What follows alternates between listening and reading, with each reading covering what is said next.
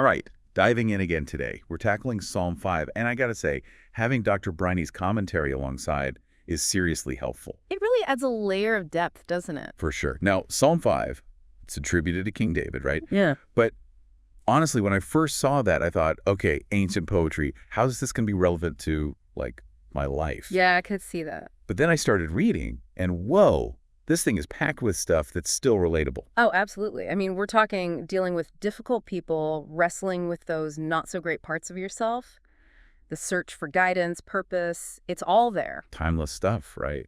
And the psalm kicks off with David praying in the morning, like specifically asking for direction. That struck me. Why the emphasis on morning prayer, you think? Well, Dr. Briney makes a good point. It's less about the when and more about the why. God's not just sitting there waiting for any old request, right? It's about the intention behind it. He's tuned in to those who are genuinely seeking his will, not just their own little wish list. So it's more about being open to a bigger picture, less about gimme, gimme, gimme. Exactly. Like saying, look, God, here's what I think I need, but ultimately I trust you. Starting your day with that kind of surrender, that's got to be powerful. You know, it makes me think, how does that translate for us today? Not all of us are, like waking up at the crack of dawn to do formal prayers. Is there a modern equivalent to this morning prayer thing? That's a good question. I'd say it's about starting your day with intention, making that conscious effort to connect to something bigger than yourself, whatever that looks like for you. Maybe it's meditation, maybe it's spending time in nature, or just taking a few minutes to really think about what you value, what your goals are, setting the tone, choosing to align yourself with something meaningful. Makes sense. And speaking of setting the tone, Psalm 5 doesn't shy away from the, shall we say, darker side of things. It gets pretty intense when talking about the wicked. Oh, yeah, the imagery is strong. Vivid, you could say. Totally. Like calling them open sepulchers. Yeah. Outwardly beautiful, but inside. Yikes. Full of decay, right. And it mentions all this flattery, hiding evil, speaking lies. It paints this picture of moral corruption that's just as relevant today, I think. Right. And Dr. Briney has this interesting point about God's hatred of lies. He connects it straight to Satan, the father of lies, almost like lying is this fundamental violation of God's order.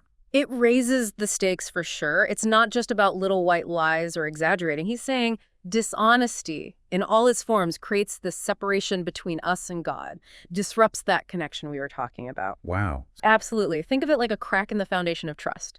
If we can't be honest with ourselves and those around us, how can we expect to have that real, genuine relationship with God? Okay, that's a point to ponder. Now, the psalm also contrasts the fate of the wicked with the joy of those who trust in God. I find it really interesting. It's not about being perfect. It's about accepting God's mercy. Dr. Briney says there's a whole lot of that mercy to go around. Right.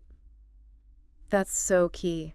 We get caught up in this earning our way to God's favor, but the Psalm seems to be saying it's not about achievements or even good deeds. It's recognizing we mess up, we're not perfect, and accepting God's love and forgiveness anyway. That's humility over perfection, then. You got it. It's admitting we fall short and that we need God's grace to guide us. This brings up a question, though. Dr. Briney says no one's actually good enough for heaven on their own. He even says good deeds done with the wrong motivation, he calls that iniquity. Ooh, yeah, that's a tough one to swallow. Right, like, whoa, high standards. He defines iniquity as going against God's will, the opposite of righteousness. So it's not enough to just do good stuff. Our heart has to be in the right place, too. It's aligning our hearts with God's will, not just going through the motions. Our actions got to be an outward expression of this inner change. That's where true righteousness comes from, I think. Deep stuff. So how does this needing God's righteousness, how does it tie into David asking for guidance? Because he's straight up asking to be led on the right path, almost like he knows he can stray. That's a great observation. I think it shows David understood his own limits. He wasn't relying just on willpower or good intentions. True strength, he realized, comes from seeking that divine guidance, surrendering to a wisdom bigger than his own. And that hits home for everyone, right? Yeah. We all face those temptations to cut corners, choose the easy way, even if it's not the right way, putting our needs above others. The psalm seems to be saying relying only on ourselves, recipe for disaster. Couldn't agree more. We need something beyond ourselves to point us towards that truly righteous path. Like we need a compass to navigate a dense forest. We might think we know the way, but without that guidance, lost. It's like we need more than just a map, though. We need that inner compass, that connection to something bigger to keep us on track when the world's trying to pull us off course. Right. It's like Psalm 5 is giving us a spiritual GPS, and it's telling us to watch out for those wrong turns. Exactly. And those wrong turns often come disguised as opportunities, shortcuts that seem appealing but ultimately lead us astray. Oh, those are the worst, those sneaky shortcuts. Yeah. It feels like they're everywhere these days. It's like a constant bombardment, right? From social media to advertising, we're constantly being told to prioritize success, wealth, instant gratification. It's easy to get swept up in that current. And it's hard to resist, right? Like you see everyone else seemingly taking those shortcuts, and you start to wonder if you're the one missing out. I think that's where that internal compass comes in, that connection to something deeper, something that reminds us what truly matters. It's about aligning ourselves with a purpose that transcends those immediate desires. So it's about keeping our eyes on the bigger picture, even when it's tough. Exactly. It's about remembering that true fulfillment comes from living in accordance with our values, even when it means sacrificing short-term gains. And that can be incredibly challenging, especially when we're surrounded by messages that tell us otherwise. It's like swimming upstream, isn't it? You're constantly battling against the current. It is.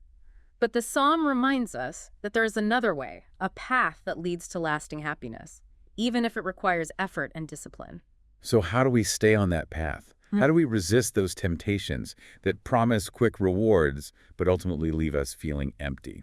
I think it starts with recognizing those temptations for what they are, those enemies that are disguised as friends. Oh yeah, those frenemies can be the most dangerous. They lure you in with promises of easy solutions, but they always come with a hidden cost. Exactly. And once we recognize those enemies, we can start to make conscious choices that align with our values, even when it's hard, even when it feels like we're swimming against the tide. But it's got to be exhausting sometimes, right? To constantly be pushing against those external pressures and internal temptations. Absolutely. I think we all experience those moments of doubt and discouragement. Yeah, those times when you wonder if it's even worth it, if you're making any real progress. And that's where I think that trust in a higher power, in God's guidance, can provide that much-needed strength and support. It's that reminder that we're not alone in this struggle. It's like having a hiking buddy to encourage you when the trail gets tough. You might get tired, but you know you're in it together, and that makes all the difference. Exactly, and that's what's so beautiful about the psalm. Even amidst those struggles and challenges, it ends on a note of hope and reassurance. Dr. Briney points out that the psalm concludes with this powerful affirmation of God's protection and blessings for those who remain faithful. So it's like a reminder that even when things are tough, there's a light at the end of the tunnel. Exactly. It's about trusting that there's a greater plan at work, even when we can't see the whole picture, and knowing that we're not alone on this journey. And speaking of journeys, this deep dive has been quite the journey. We've covered a lot of ground, from those sneaky enemies to the power of aligning ourselves with a higher purpose. It's amazing how these ancient themes still resonate so deeply in our modern lives. It really is a testament to the enduring power of these texts to speak to the human experience across time and cultures. It really makes you think, about the choices we make, the paths we choose, and where they ultimately lead us. And speaking of ultimate destinations, Dr. Briney doesn't let us off easy. He ends his commentary with this big question: where will you spend eternity? Whoa, heavy stuff. It's a gut punch for sure, but in a good way, I think. It forces us to look inward, to examine our values, our priorities. Are we living a life that's aligned with what truly matters? It's a question that echoes long after you finish reading.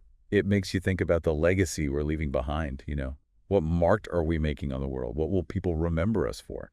Exactly. It's not just about what we achieve in this life, but what kind of impact we have on others, on the world around us. Are we making choices that reflect those deeper values, or are we just chasing after fleeting pleasures and superficial gains?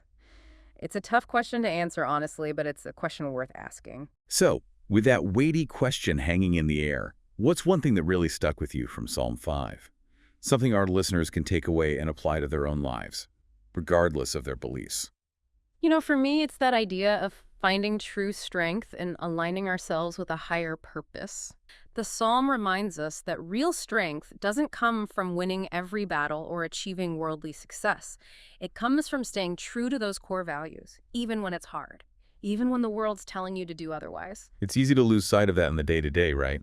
With all the noise and distractions, the pressure to conform, it takes real courage to stand by your convictions when they're not popular or convenient. Absolutely. But that's what Psalm 5 is calling us to do. It's a call to live with integrity, to resist those temptations that promise easy rewards but ultimately lead us astray.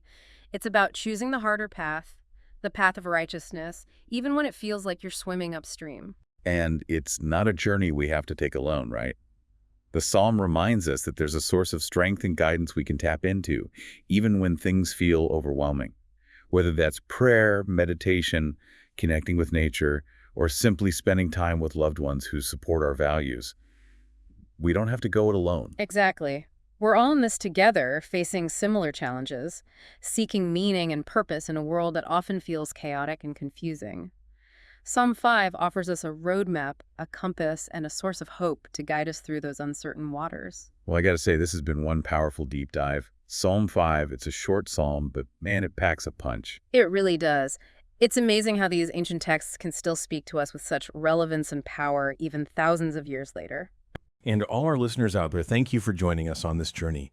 We hope this conversation has sparked something in you, maybe even inspired you to go back and read Psalm 5 for yourself. There's so much to discover within its verses, no matter where you are on your own path. Until next time, stay curious, keep exploring, and keep seeking those deeper truths that connect us all.